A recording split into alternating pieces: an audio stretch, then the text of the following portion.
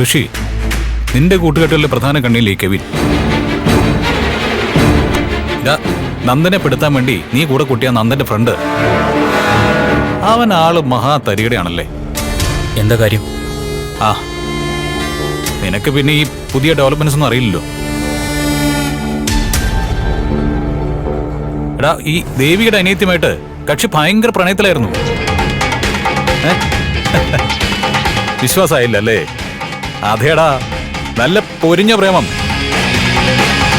പക്ഷേ ദേവി അനിയത്തിയും കൂടി അവനെ ട്രാപ്പിൽപ്പെടുത്തിയതാ, ഈ വിവരങ്ങൾ ചോർത്തിയെടുക്കാൻ. അതൊക്കെ എന്തെങ്കിലും ആയിക്കോട്ടെ, എനിക്ക് എന്റെ കാര്യത്തിൽ ഒരു തീരുമാനം ഉണ്ടാക്കണം. ആ, ഓക്കെ ഓക്കെ ഓക്കെ. ആ, കാര്യങ്ങൾ നമ്മൾ ഇവിടെ വെച്ച് സംസാരിച്ച ഒരു ധാരണയിൽ എത്തിക്കഴിഞ്ഞാൽ ഞാൻ പിന്നെ നിന്നെ സ്വതന്ത്രനാക്കില്ലേ? ചന്ദ്രോത്തുകാരോടുള്ള പ്രതികാരം നീ ആരംഭിക്കണം. ഈ ചെയ്യാൻ ആഗ്രഹിച്ച കാര്യമുണ്ടല്ലോ, അത് പകുതി വഴിക്ക് നിർത്തി ഈ ദുബായിക്ക് പറക്കുന്നല്ല കാര്യം.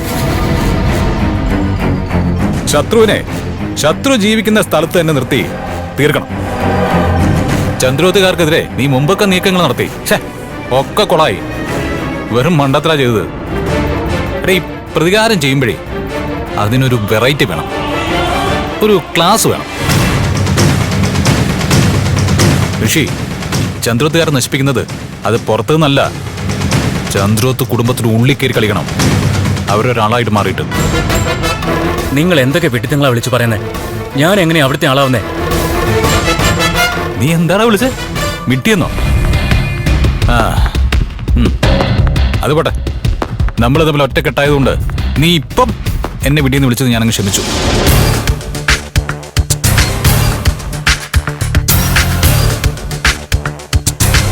നീ എങ്ങനെയാ ചന്ദ്രോത്തിന്റെ ആളാവുന്നല്ലേ നിന്റെ സംശയം?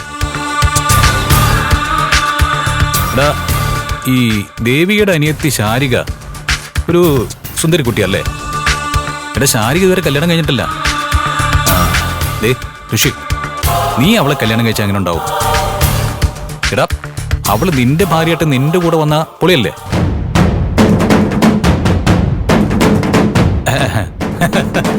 ഞാൻ എന്ത് മണ്ടത്തരായി പറയുന്നല്ലേ ഇപ്പൊ നിന്റെ മനസ്സിൽ ഉയർന്ന ചോദ്യം? എടാ, മണ്ടത്തരമല്ല. എടാ, നല്ല രസകരമായിട്ട് വർക്കൗട്ടാക്കി അതിനെ പൂർണ്ണ വിജയത്തിൽ എത്തിക്കാൻ പറ്റിയ നല്ലൊരു പ്രതികാര പദ്ധതിയാ ഞാൻ നിന്നെ മുമ്പിൽ വെക്കുന്നത്.